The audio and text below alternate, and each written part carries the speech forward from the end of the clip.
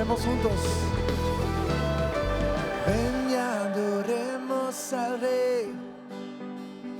Ven a postrarte ante Él. Grandes sus obras. Mira lo que hace el Señor. Mira cuán grande es su amor. Grandes sus obras. Grandes sus obras. El héroe del cielo la muerte venció, libera al cautivo, cadenas rompió, oh Dios, grandes sus obras. Cantamos alegres tu libertad, exalta su nombre, Jesús el Señor, oh Dios, grandes sus obras. ¡Hey!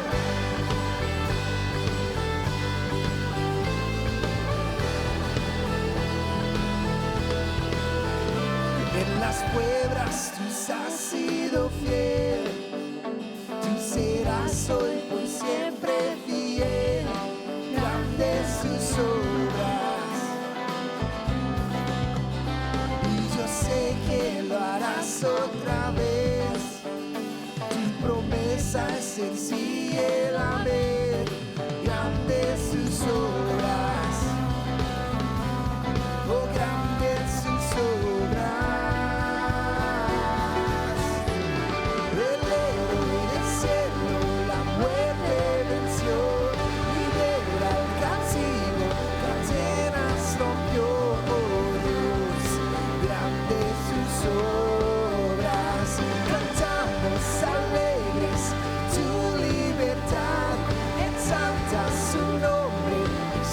El Señor, oh Dios, oh grandes sus obras. Cantemos aleluya a Dios, aleluya a Dios, soberano, aleluya a Dios, poderoso, aleluya a Dios, grande en poder.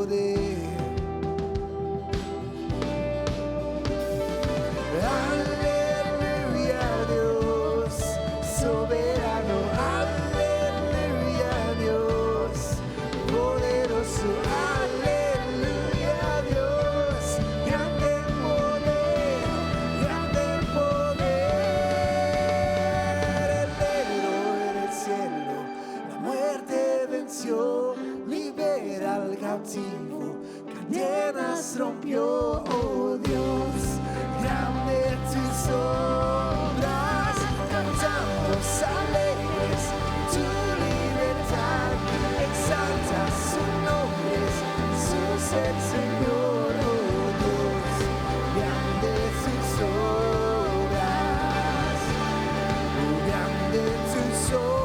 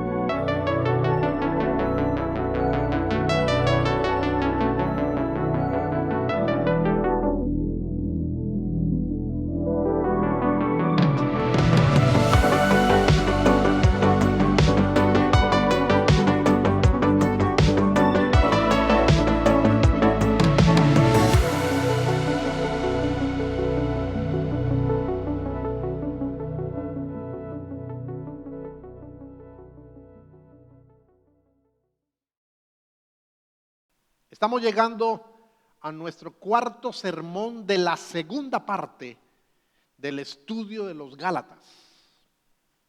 Y hoy vamos a estar leyendo una porción del capítulo 5, pero antes de eso, yo quiero mostrarle en forma general de lo que habla el capítulo 5 antes de entrar a ver en forma particular algunos de los textos de ese capítulo número 5.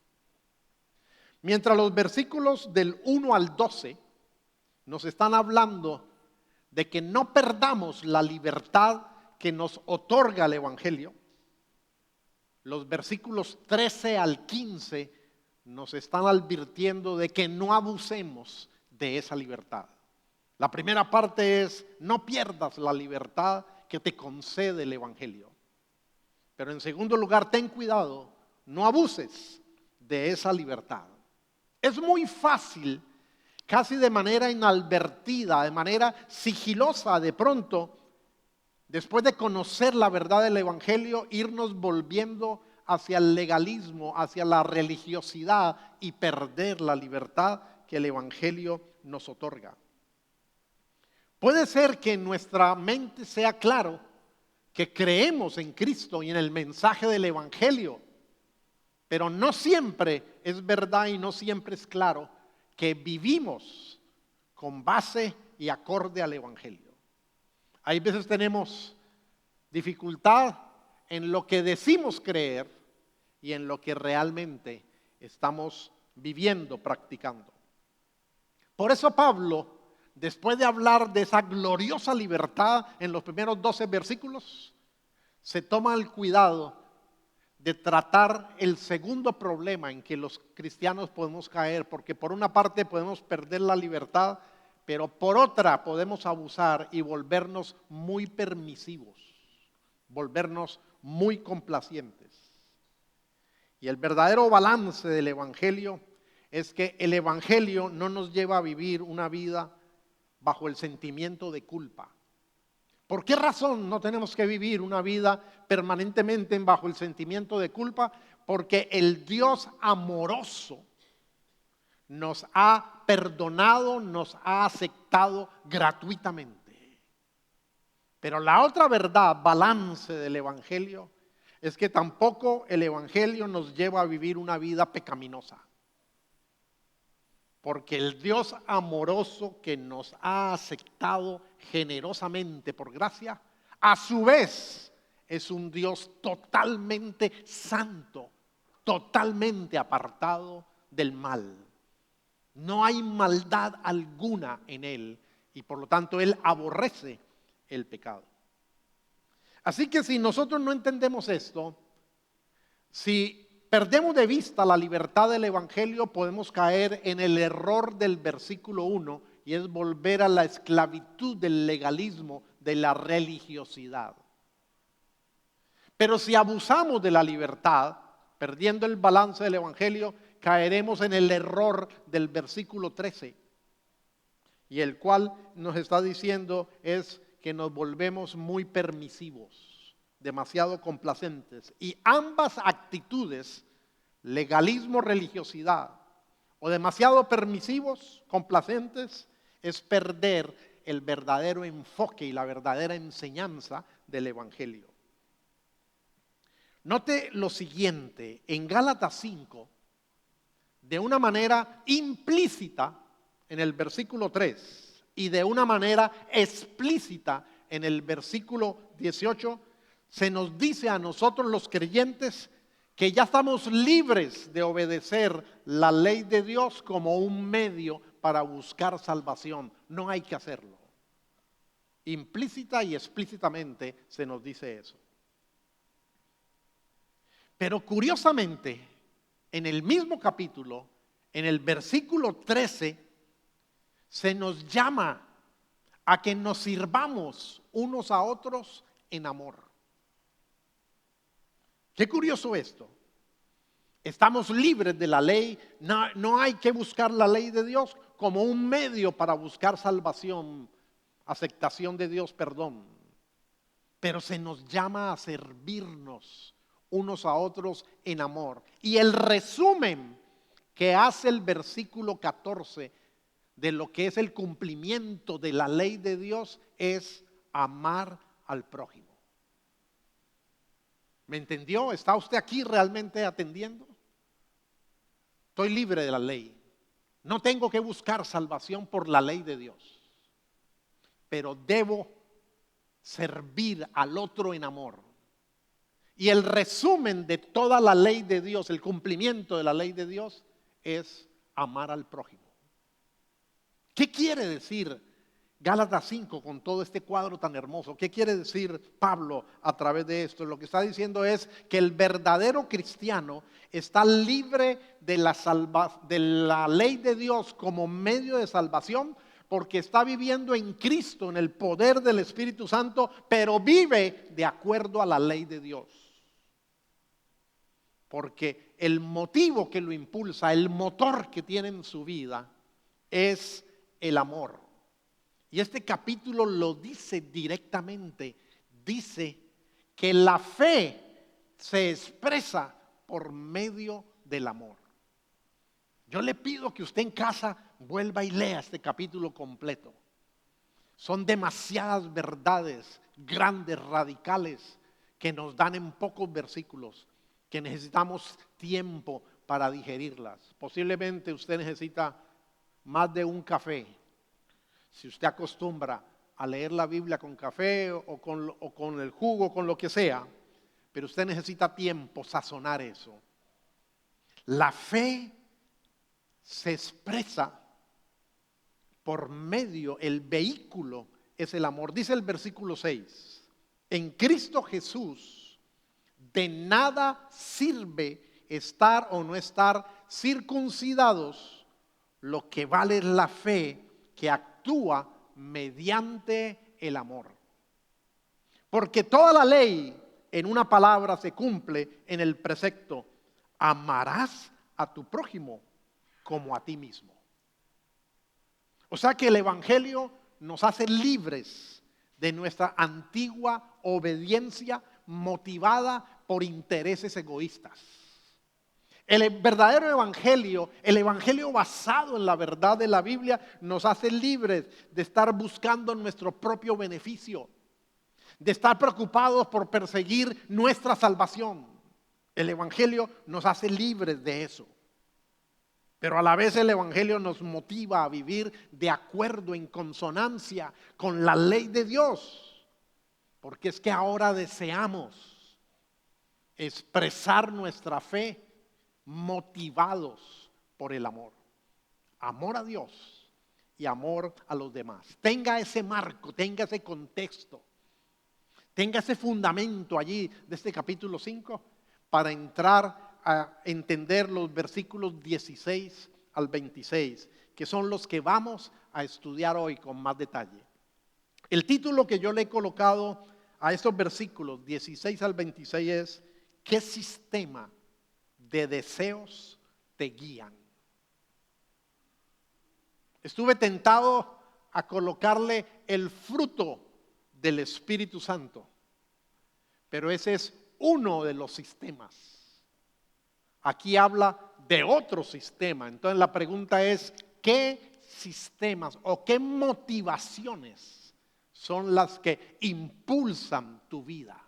Lo que tú haces, lo que tú persigues, las decisiones que tú tomas, están basadas en qué clase de motivaciones, en qué clase de sistema de deseos. Acompáñenme leyendo del 16 al 26.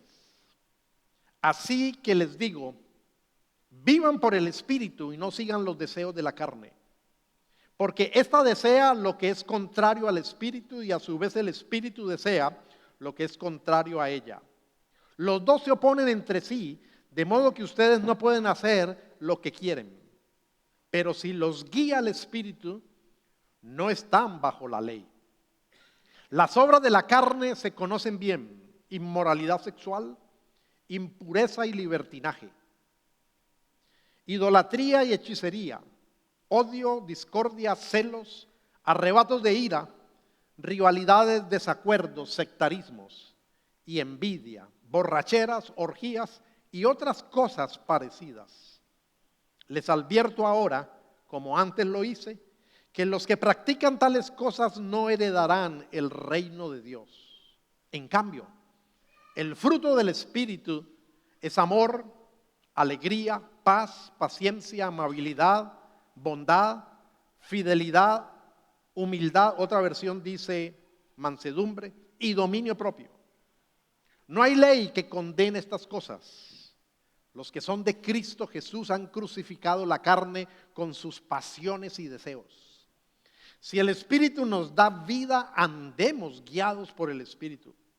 No dejemos que la vanidad nos lleve a provocarnos y a envidiarnos unos a otros. En la religión tradicional, la religión cultural, la motivación siempre para obedecer o para vivir una vida moral siempre ha sido el temor. O siempre ha sido el egoísmo, obtener algo para mí mismo. Cambio, en el cristianismo cimentado realmente en la revelación del Evangelio, la motivación es una dinámica de amor.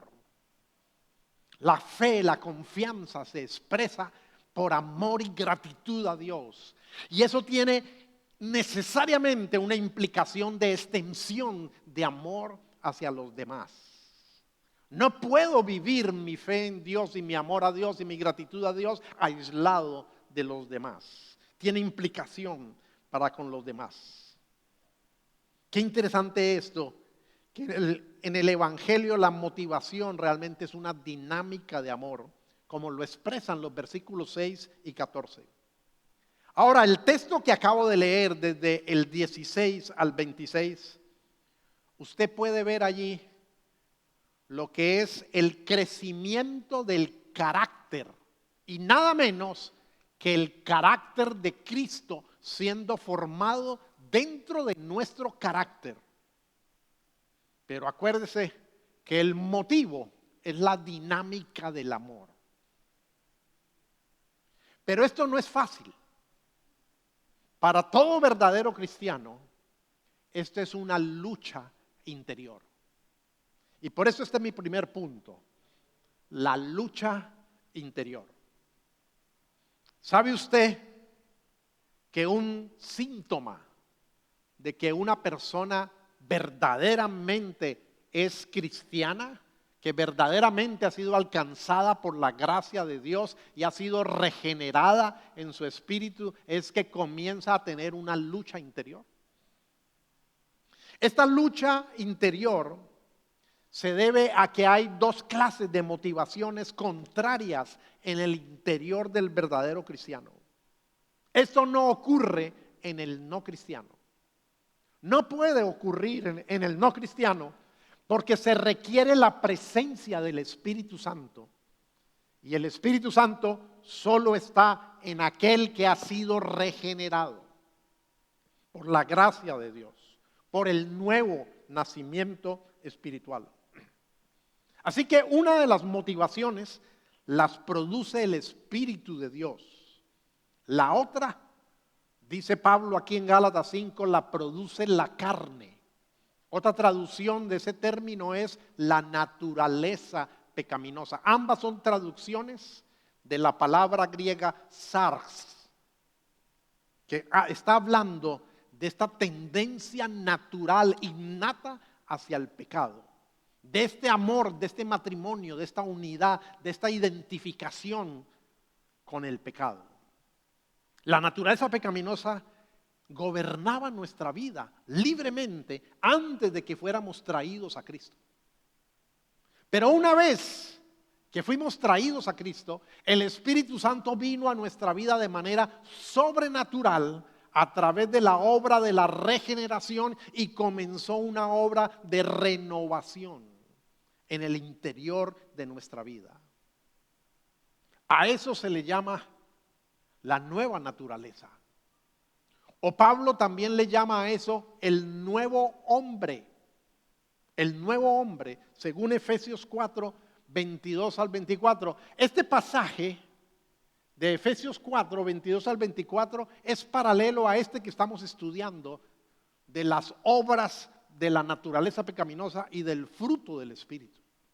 ¿Por qué es paralelo? Porque presenta el conflicto interno entre el Espíritu y la naturaleza pecaminosa, lo presenta como el conflicto entre el viejo hombre, lo que éramos en Adán, y lo que ahora somos como nuevo hombre en Cristo Jesús.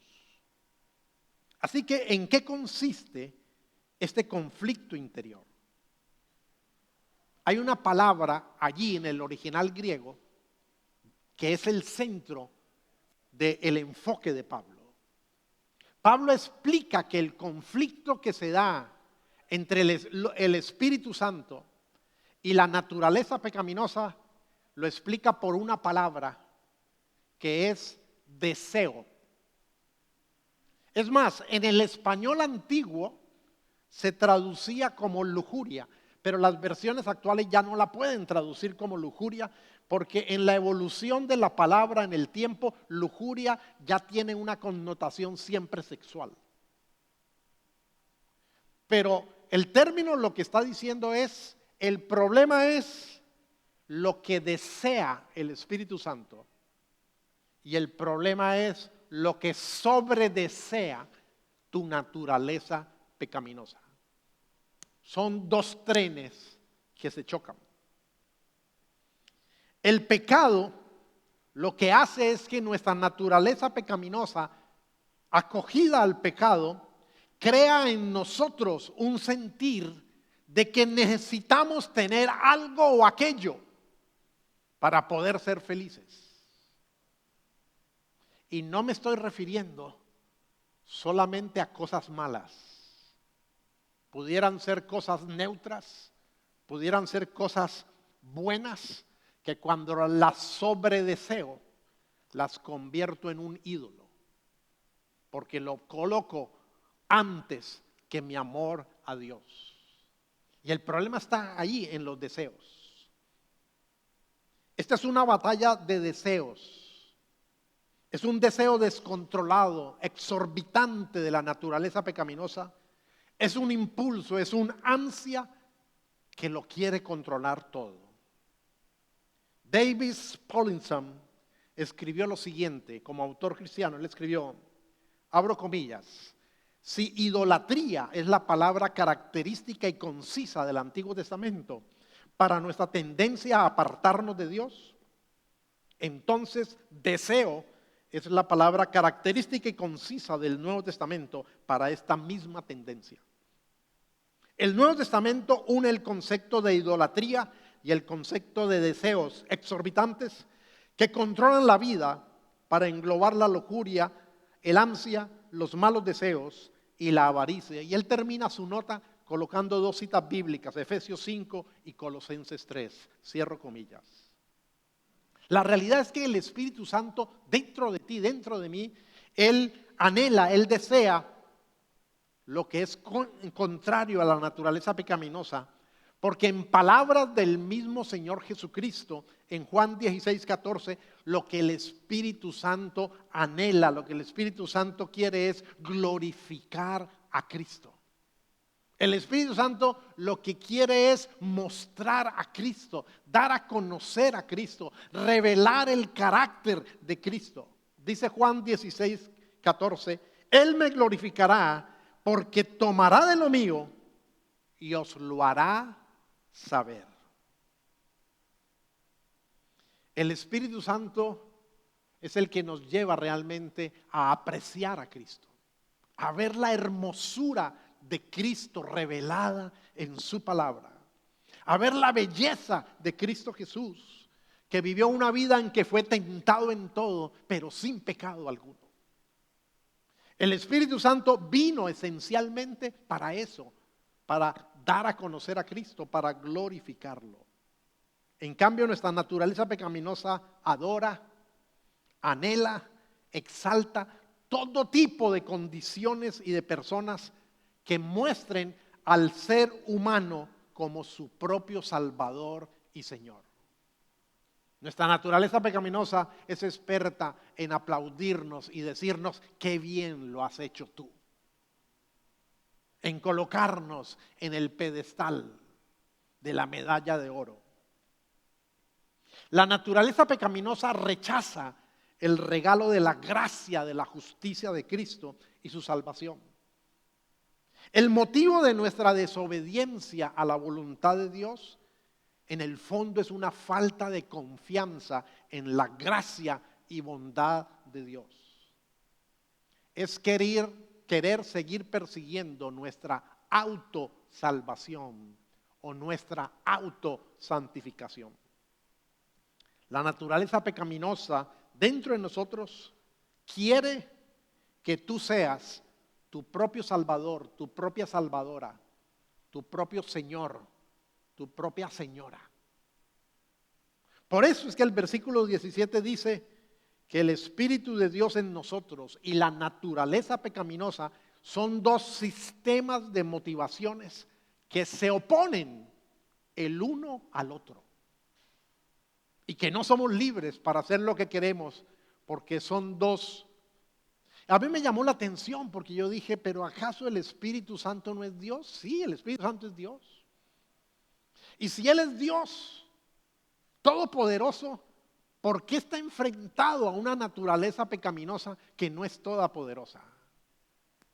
Porque aunque Él es Dios todopoderoso, Dios no vino a imponer su voluntad. Dios vino a darnos poder y motivación para hacer su voluntad, pero no vino a imponerla. Y por eso es que Dios permite que exista este conflicto interno. Miremos cómo se manifiesta la naturaleza pecaminosa. Punto número 2. Manifestación de la naturaleza pecaminosa.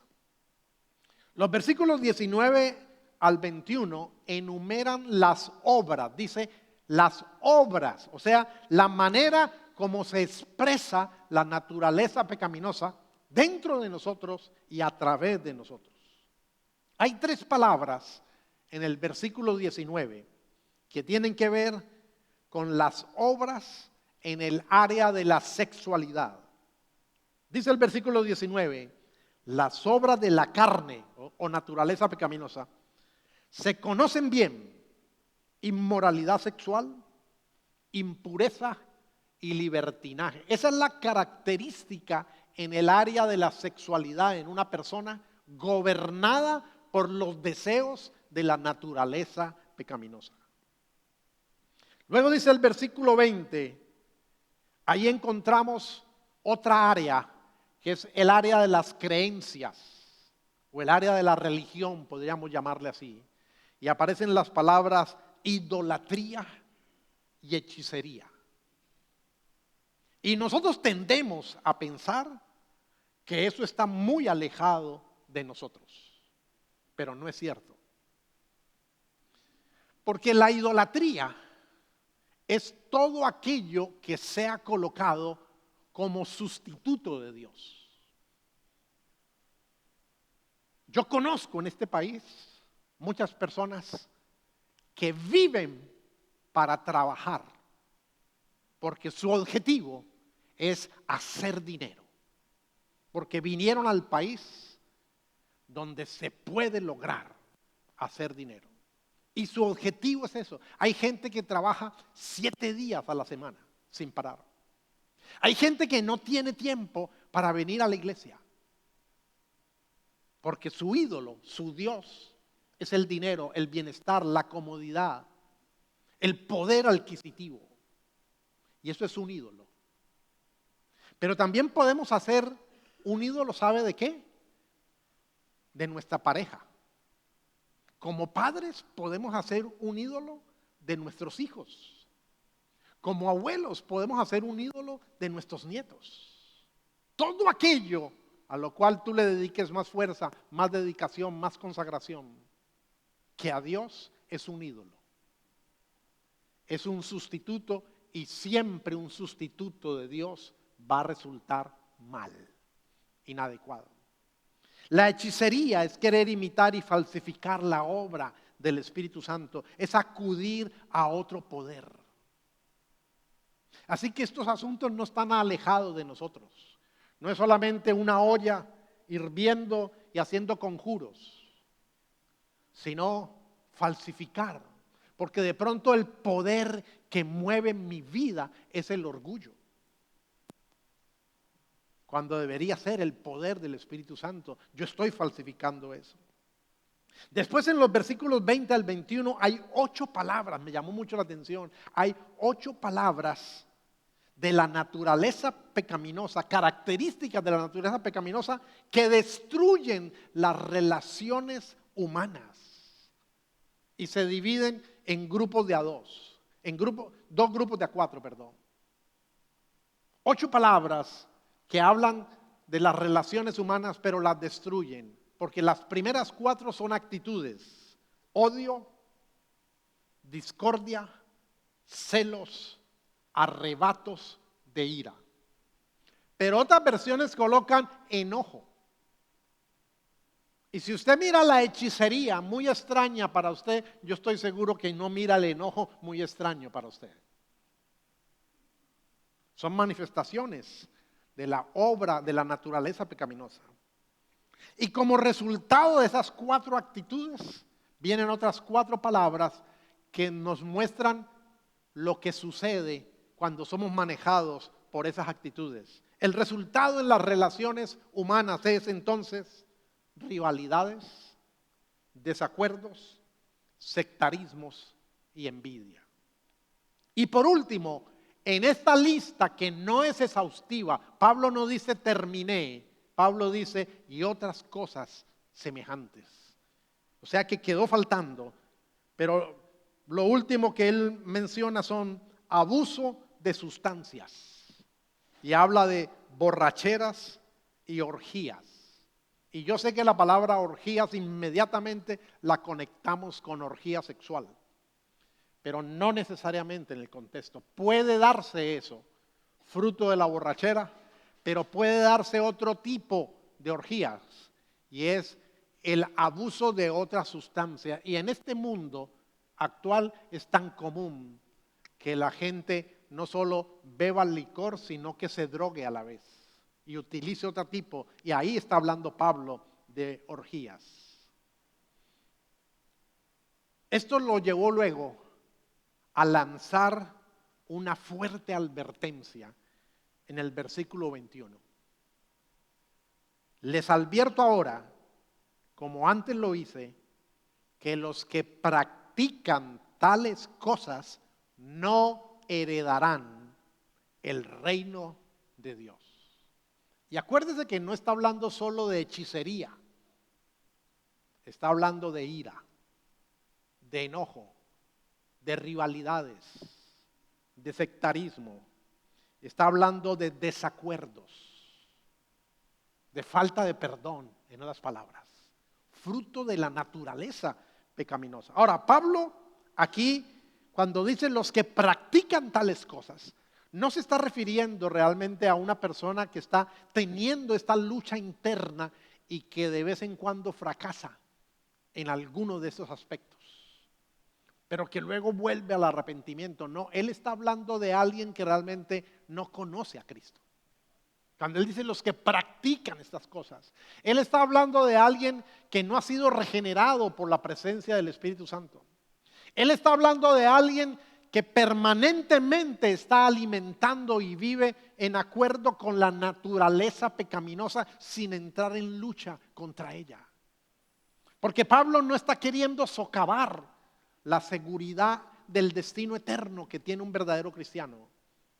Pero lo que Pablo sí está queriendo terminar es la actitud complaciente que un cristiano pudiera desarrollar. Así que valdría la pena a esta altura de que hiciéramos una aplicación y nos preguntáramos cada uno de nosotros, ¿qué obras de la naturaleza pecaminosa son las que más se manifiestan en mi vida? ¿Cuál será la raíz que motiva la manifestación de esa obra? Eso deberíamos preguntarnos. ¿Me enojo con facilidad? ¿Cuál es la raíz de eso? ¿Genero discordias? ¿De dónde nace eso? ¿Cuál es el sistema que me lleva a desear esto? A pensar que yo necesito eso. ¿Y de qué manera yo podría predicarme a mí mismo el evangelio de la gracia de Dios, de la justificación por medio de la fe, el evangelio del perdón de Dios, del Dios santo y amoroso, para que eso debilite este tipo de motivaciones que hasta ahora yo he tenido. Por favor, piénselo y evalúelo. En tercer lugar, veamos la manifestación del Espíritu Santo, a la cual Pablo le dedica también algunos versículos. Él dice en el versículo 16 y 18 que ser guiado por el Espíritu, básicamente está hablando que es ser transformado por los deseos que tiene el Espíritu Santo. Qué hermoso eso. Lo que el Espíritu Santo desea me transforma en mi carácter interior y comienza a conformarme, a hacerme semejante al carácter de Cristo, para poder parecerme más y acercarme más a la clase de persona que mi corazón renovado comienza a anhelar. Pero es muy especial, no sé si ustedes lo notaron, que Pablo haya dicho las obras de la naturaleza pecaminosa y no haya dicho las obras del Espíritu Santo. Hubiera sido como lo normal. Pero con toda la intención, él dijo las obras de la naturaleza pecaminosa y no usó el mismo término para la manifestación del Espíritu Santo, sino que él dijo el fruto. Pablo escogía con mucho cuidado sus imágenes, sus metáforas, porque en la misma imagen ya Pablo está comunicando algo.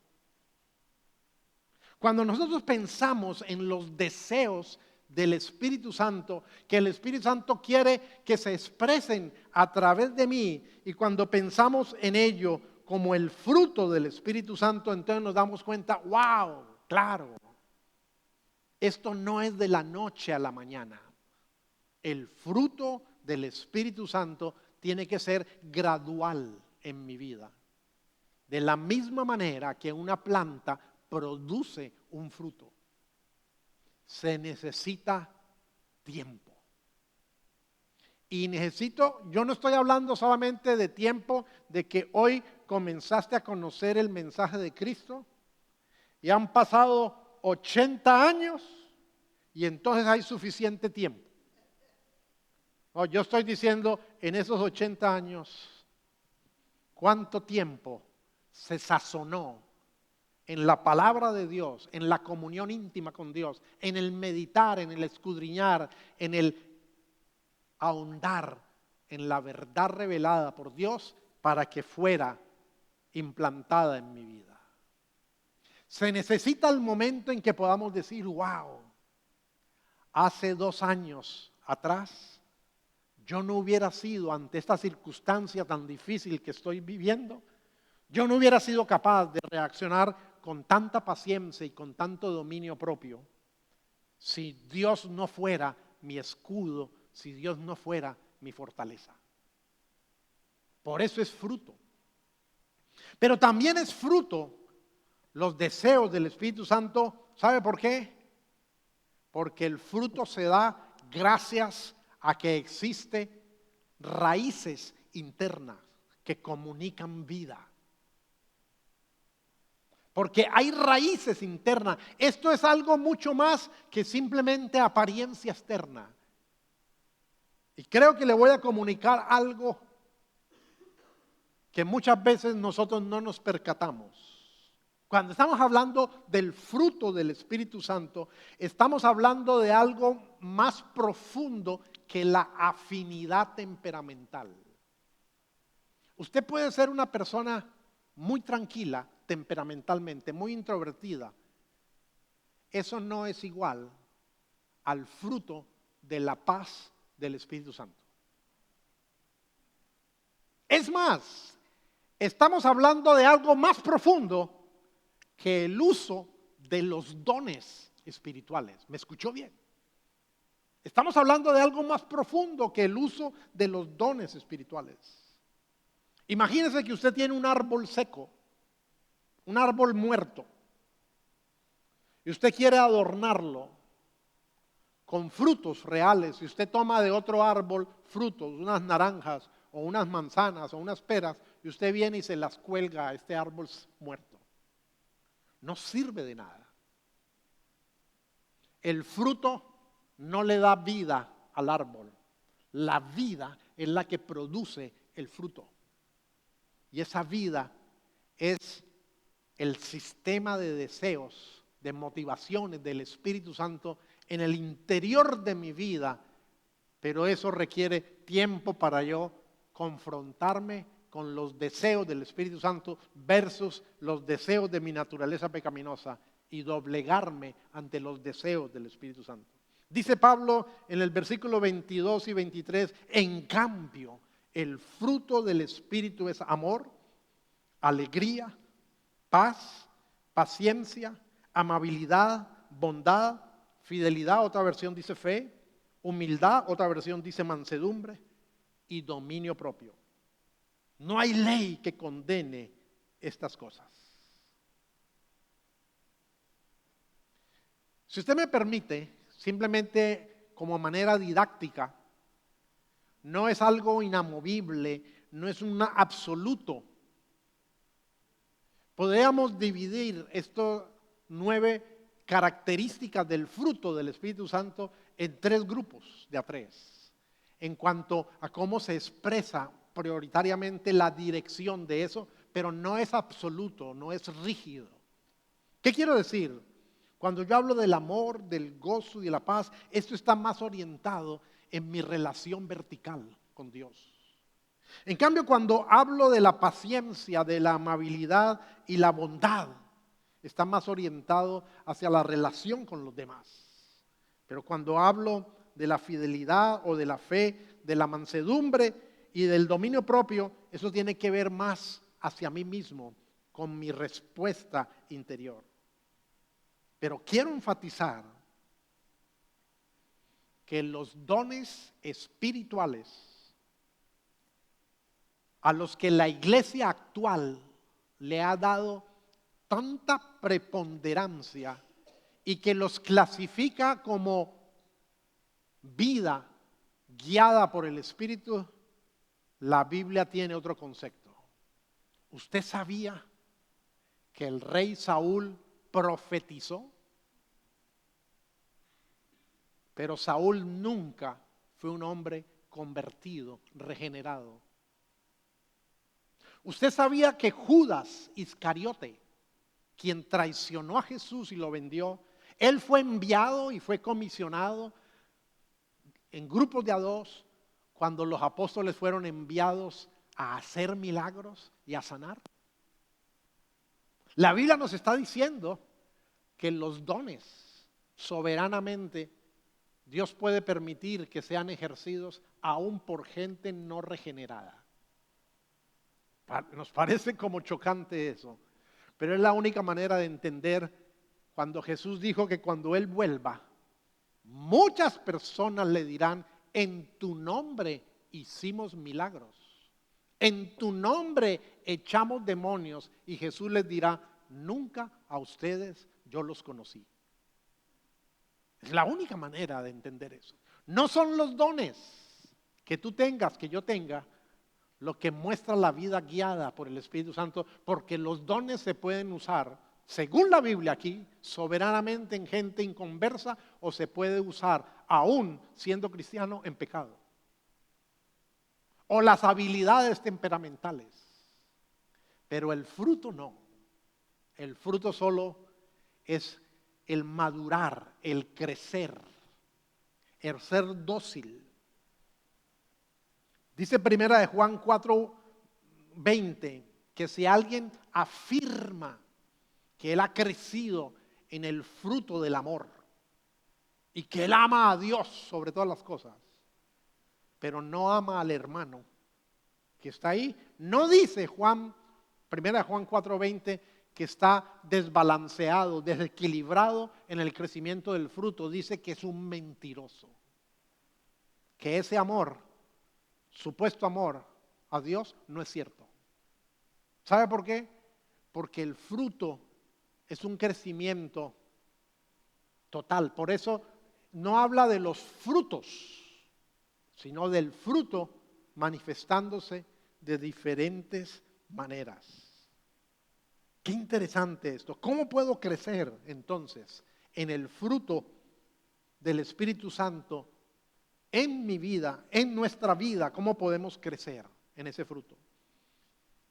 Gracias a Dios, Pablo no nos dejó sin respuesta. Versículo 24, los que son de Cristo Jesús han crucificado la carne con sus pasiones y deseos, crucificando los deseos de la naturaleza pecaminosa. Pero ¿cómo comienza eso? Recordando permanentemente que somos de Cristo, que le pertenecemos a Cristo. En todo lo que pienses, anheles, desees, en todo lo que decidas, deberías recordar que le perteneces a Cristo. Recordando que eres de Cristo y reconociendo entonces que en muchas ocasiones has permitido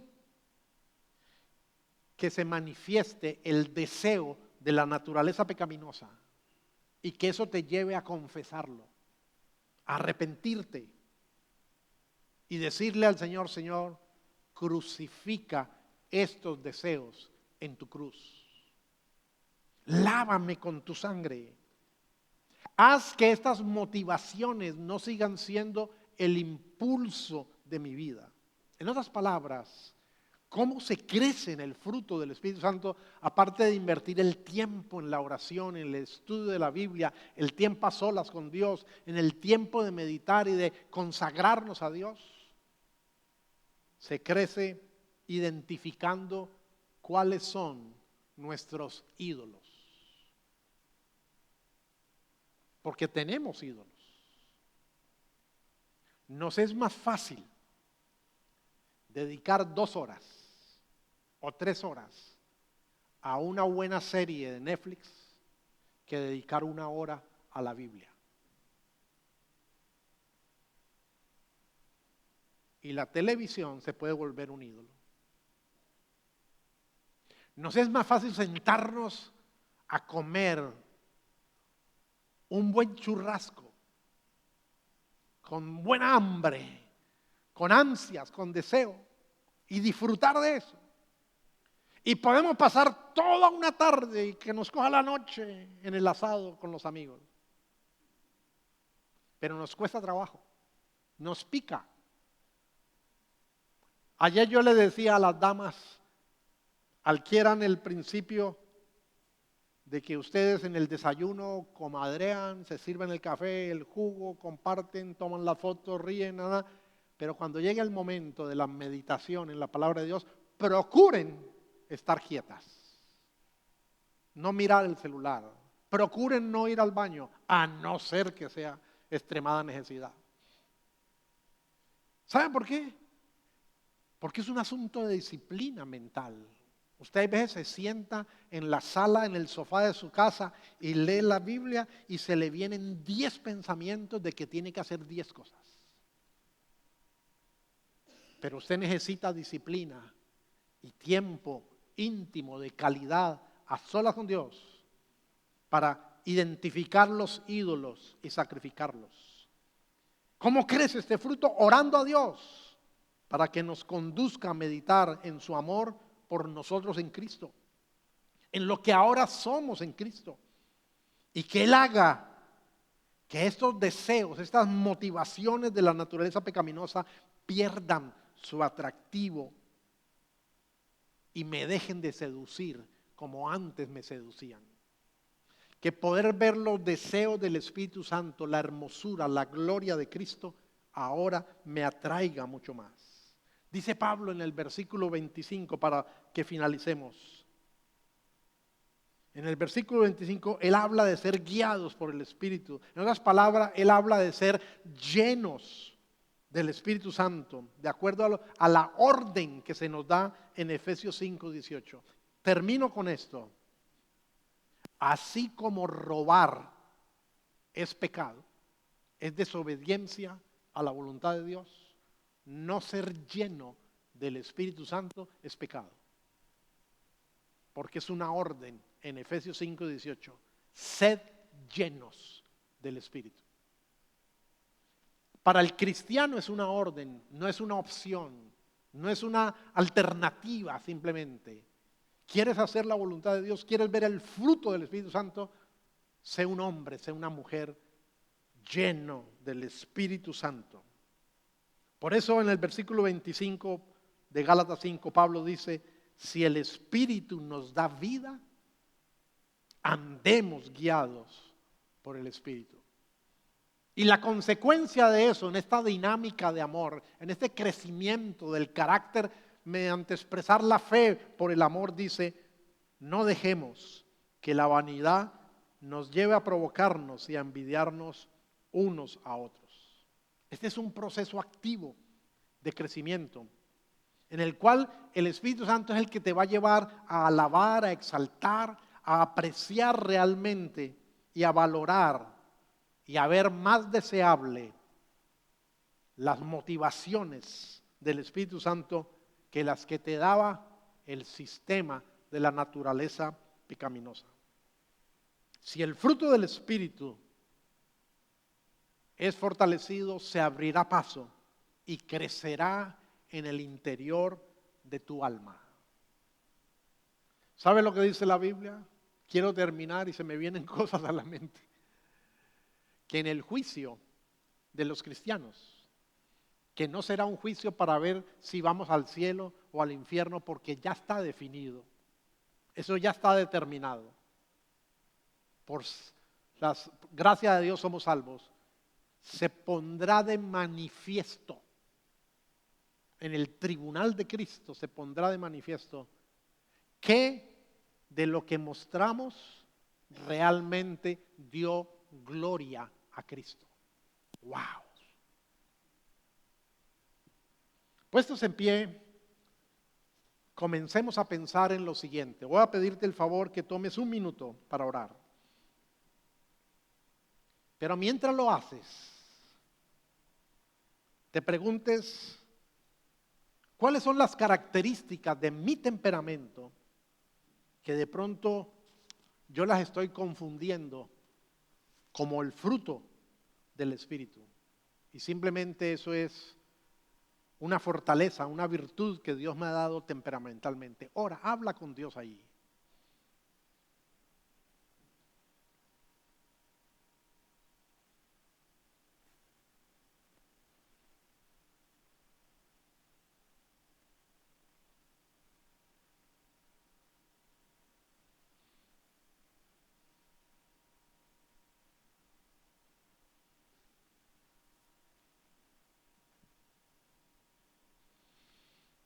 ¿Cuáles son de pronto esos ídolos que hasta de manera imperceptible se han ido estableciendo en tu vida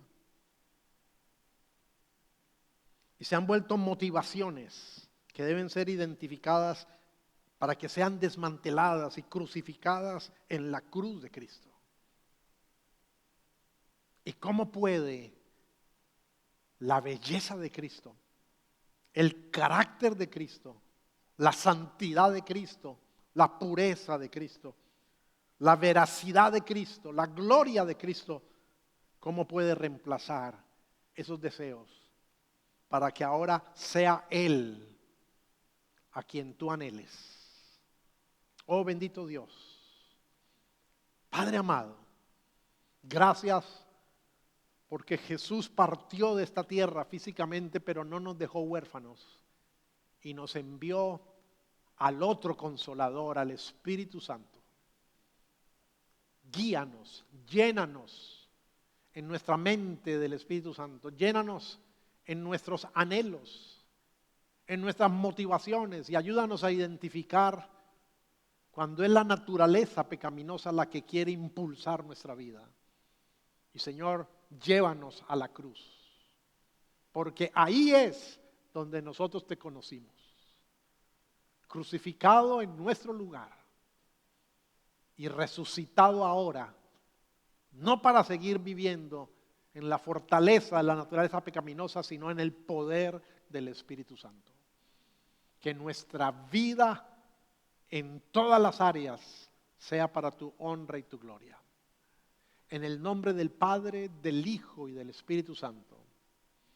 que la verdad del Evangelio se decante dentro de ti, produzca una base firme, fuerte, que sea realmente el fundamento de tu vida.